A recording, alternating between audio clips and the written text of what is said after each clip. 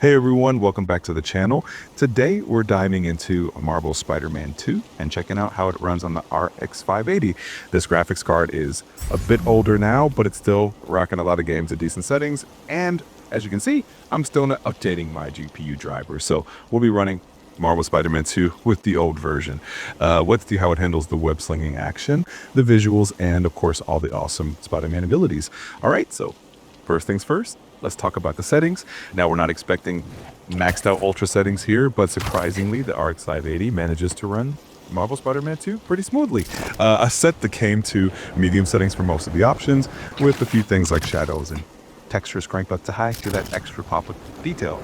I've got the resolution set to 1080p, and the game is running at a solid frame rate for most of the time. We're looking at anywhere from 40 to 60 frames per second in busy areas.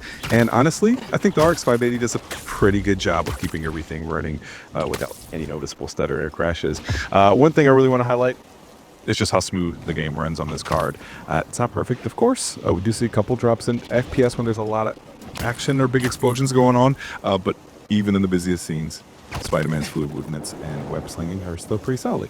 And I've been running the game for a while now. No errors or crashes whatsoever. The RX 580 really holds its ground here considering how demanding the game is. Props to this card for delivering decent performance, even in a next-gen title like Spider-Man 2. Now let's talk about some of those signature Spider-Man abilities. One of my favorites has to be the web slinging. It just feels amazing to zip through New York, dodging traffic and landing perfect wall crawls.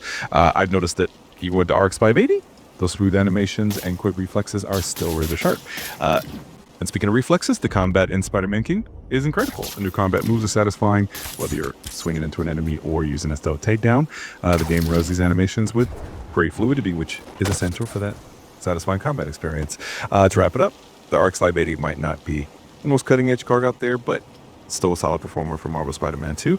With medium settings and some tweaking, you're going to get a really solid experience. Sure, there's the occasional frame drop here and there, but nothing that ruins the fun.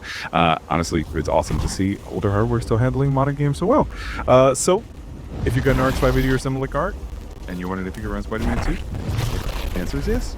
It might not be perfect, but it's definitely playable and pretty enjoyable. That's all for today's video. If you found this helpful, or just enjoyed watching Spider-Man speed through the city, make sure to hit that like button and subscribe for more gaming content.